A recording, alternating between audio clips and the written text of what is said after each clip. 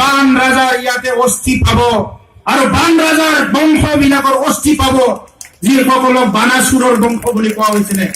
আৰু ইতিহাসে কৈছে এই বানাসুৰৰ বংশ কোন নহয় এই কিৰাত মংগোলীয় বড়ো মেচ এই জাতি জনগোষ্ঠী বিলাকে বানাসুৰৰ বংশ এইটো মই কোৱা নাই ইতিহাসে কৈছে গতিকে আজি আমি কি বিচাৰিছো এই ভূমিত আমি আছিলো আজি আছো আৰু ভৱিষ্যতে আমি থাকিম বুলি কোৱাটো আপোনালোকে থাকিব নালাগে বুলি কোৱা হোৱা নাই কিন্তু আপোনালোকে আমি থাকিম বুলি ক'লে এই ভূমি আমাৰে বুলি ক'লে কোনোবা ভাবি লয় তাৰমানে আমাৰ নহয় নেকি ইয়াৰ সলিউশন আমাৰ তাত নাই আমি কোনোদিনও কোৱা নাই আৰু নকওঁ এই ভূমিত কোনো নাছিল বুলি কেনে এই ভূমিত আপোনালোকো আছিল কিন্তু আপোনালোকে পাহৰি যাব নালাগে যিসকলে ইয়াক জংগল চাফা কৰি গছ গছনি কাটি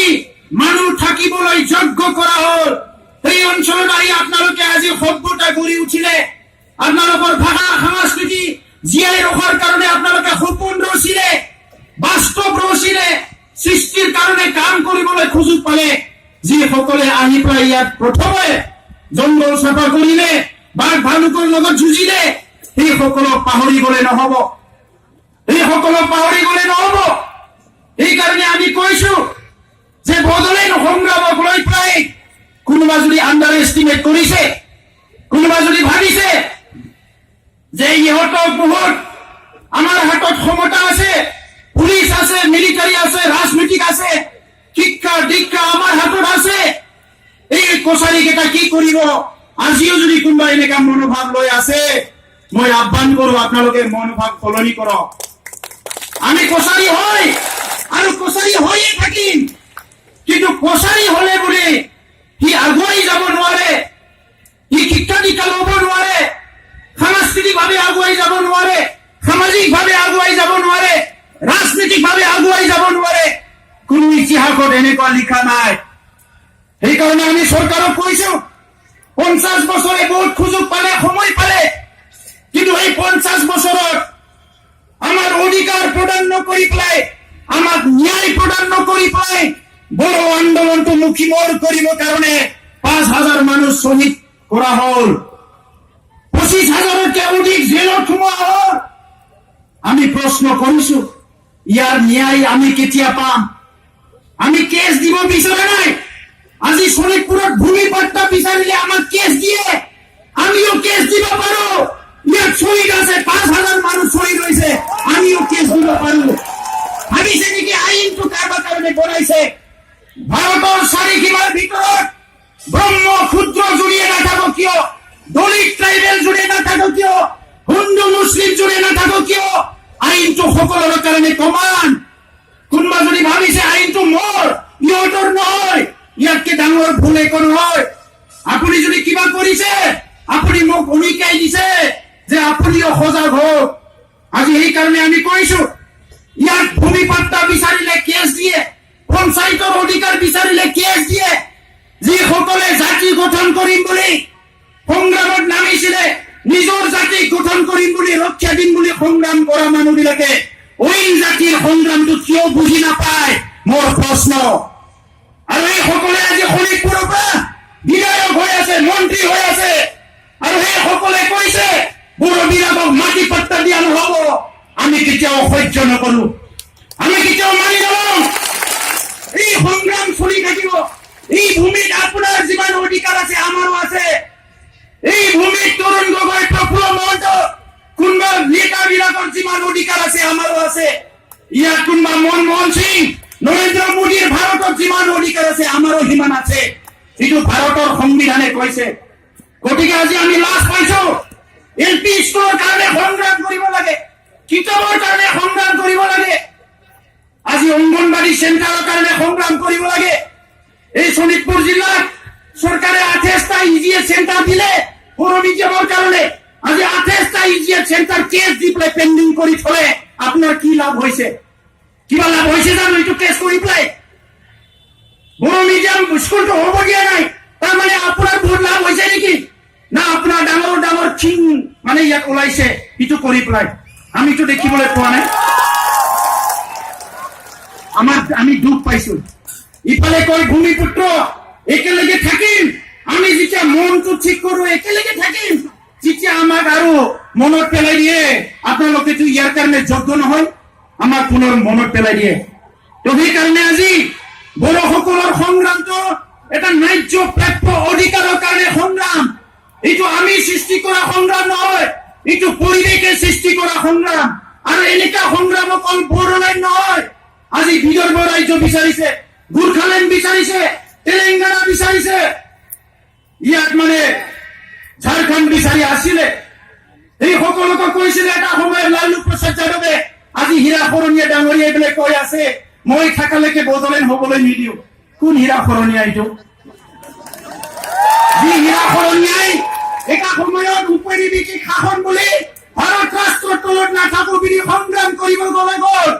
আজি সংগ্ৰামী সকলক আধা ৰাস্তাত এৰি আহি আজি ভাৰত চৰকাৰৰ স্বৰ্ণগত হৈছে দৰমহা খাই আছে ভাৰত চৰকাৰৰ আৰু এইসকলে বড়োসকলক মনত কৰি দিব আহিছে আপোনালোকে এইটো ভাল কৰিছে এইটো ভুল কৰিছে আপুনি জীয়াই থাকিব বা নাথাকিব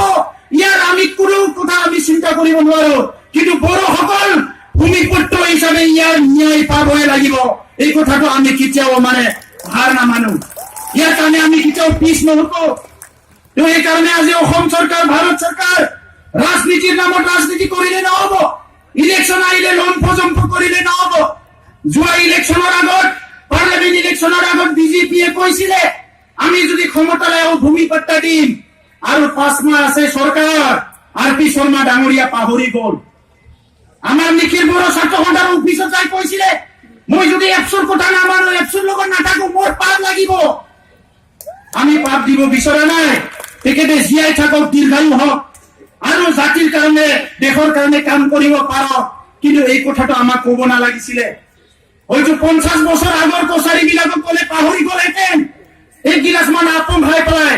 আৰু এই আজি এই কছাৰী বিলাক নাই আজি সেই কছাৰী নাই এসেম্বলি ইলেকশ্যনৰ আগত ক'লে এমএলএ কেণ্ডিডেট বিলাকে আমাক জিকাই দিয়ক আমি ভূমি পট্টা দিম সি এইটো এমএলএ বিলাকে ইচ্ছা কৰিছে বড়ো বিলাকত ভূমি পট্টা দিব নালাগে ৰাস্তা ঘাট বনাব নালাগে তাত কাৰেণ্ট দিব নালাগে স্কুল গঠন কৰিব নালাগে তেনেহলে আমাৰ ৰাস্তা আমি লোৱা কি ভুল আছে আমাৰ যদি এনেকাই কৰে আমাক পৃথক কৰি দিয়ক যদি আমাক আপোনাৰ মৰম কৰিবলৈ সাহস নাই সন্মান দিবতো আপোনাৰ সাহস নাই আমাক আমি আপোনাক যুগে যুগে সন্মান দিলো আমাক এক কিঞ্চিত সন্মান দিব নোৱাৰে মৰম দিবলৈ সাহস নাই তেনেহলে আপুনি আমাক ধৰি ৰখাৰ কি যুক্তি আছে আমাক বিদায় দিয়ক এইটোৱে সবচে ডাঙৰ সলিউশন কিন্তু আমি কথা দিছো সিদিনা কোনোবাই লিখিছে ফেচবুকত মোৰ বিৰুদ্ধে এইবিলাকৰ চিৰিবিলাকত কিয় বজায় কিয় নবজায় বহুত কথা লিখিছে কিন্তু চিৰিত বজাওক বা নবজাওক আগতো টিভি নাছিলে তথাপিতো বড়ো আন্দোলন চলি আছিল পেপাৰ নাছিলে তথাপিতো বড়ো আন্দোলন চলি আছিল কিয়নো বড়ো আন্দোলনটো টিভি ৰেডিঅ'ৰ লগত নহয় বড়ো আন্দোলনটো বড়োসকলে জীয়াই থকাৰ এটা আশা আকাংক্ষাক লৈ পেলাই এটা সংগ্ৰাম এই সংগ্ৰামটো মিডিয়াৰ লগত নহয় আজি গুৱাহাটীৰ কিছুমান মিডিয়া আমাৰ শোণিতপুৰ বা এই অঞ্চলৰ মিডিয়া যিবিলাকে লিবাৰেল এটা দায়িত্ব লৈ আছে সমস্যাবিলাক উত্থাপন কৰি আছে এই সকলক হঠাৎ কৰিবৰ কাৰণে কিছুমানে ফেচবুকত লিখিছে ইহঁতৰ নিউজ বিলাক দিব নালাগে আজি চবৰে হাতে হাতে এন্ড্ৰইড মোবাইল আছে ইউটিউব চেনেল আছে সব আছে আপুনি কিমানো বাধা দি ৰাখিব এইটো বাধা দি ৰাখাটো ভুল হ'ব এইটো হ'ল আমাৰ বাস্তৱ আজিৰ বাস্তৱটো হৈছে অসম চৰকাৰ ভাৰত চৰকাৰে আমাক ন্যায় দিব পৰা নাই এই কাৰণে আমি সংগ্ৰাম কৰিছো এইটো বাস্তৱ আৰু এই বাস্তৱটো কোনো লুকাই ৰাখিব নোৱাৰে এই কাৰণে আমি চৰকাৰৰ আহ্বান কৰিছো অতি শীঘ্ৰে 2019ত কোনোবাই যদি ক্ষমতাত আহিবলৈ বিচাৰিছে অতি শীঘ্ৰে বড়োলেণ্ড সমস্যা সমাধানৰ কাৰণে কাম কৰক আমি জিকিব নোৱাৰো কিন্তু আমি হাৰাব পাৰো ৰাইজ আমি জিকিব নোৱাৰো অকলে কিন্তু আমি হাৰাব পাৰো